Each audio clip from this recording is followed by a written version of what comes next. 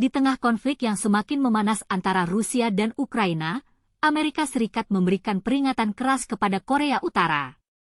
Jika Korut nekat membantu Rusia dalam perang di Ukraina, maka tentaranya akan dipulangkan dalam kantong mayat. Peringatan ini disampaikan oleh Wakil Duta Besar AS untuk Perserikatan Bangsa-Bangsa, Robert Wood, dalam pertemuan Dewan Keamanan PBB. Wood mengingatkan bahwa pasukan Korut akan kembali dalam kantong mayat jika mereka nekat masuk wilayah Ukraina dan berperang bersama pasukan Rusia. Jadi saya akan menyarankan kepada Ketua Kim untuk berpikir dua kali soal terlibat dalam perilaku sembrono dan berbahaya seperti itu, ucap Wood. Namun, Korut membantah telah mengirimkan pasukannya ke Rusia. Wakil Menlu Korut untuk urusan Rusia, Kim Jong-gyu, mengatakan bahwa jika pengerahan pasukan seperti itu dilakukan, maka akan sejalan dengan norma-norma global.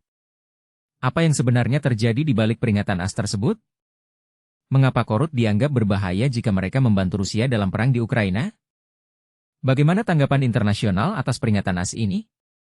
Menurut Badan Mata-Mata Korea Selatan, Korut telah mengirimkan ribuan tentaranya, termasuk pasukan khusus elit, ke Rusia.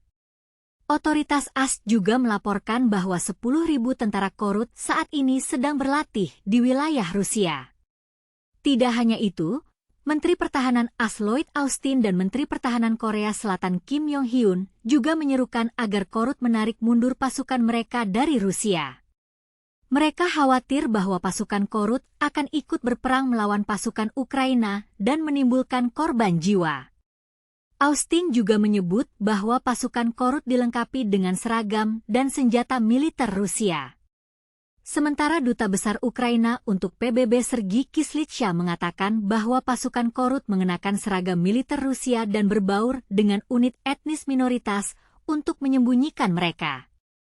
Bagaimana perang di Ukraina akan berlangsung jika pasukan Korut ikut berperang? Apakah Korut akan mempertahankan keputusannya untuk membantu Rusia? Bagaimana tanggapan internasional atas perang di Ukraina ini? Di sisi lain, Presiden Rusia Vladimir Putin mengawasi latihan nuklir strategis terbaru yang digelar negaranya. Latihan ini menyimulasikan respons terhadap serangan musuh yang melibatkan peluncuran rudal nuklir.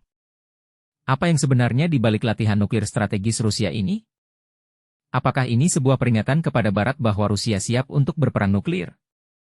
Bagaimana tanggapan internasional atas latihan nuklir strategis Rusia ini? Banyak pertanyaan yang masih menggantung di udara. Bagaimana perang di Ukraina akan berlangsung? Apakah Korut akan membantu Rusia? Bagaimana tanggapan internasional atas perang di Ukraina ini?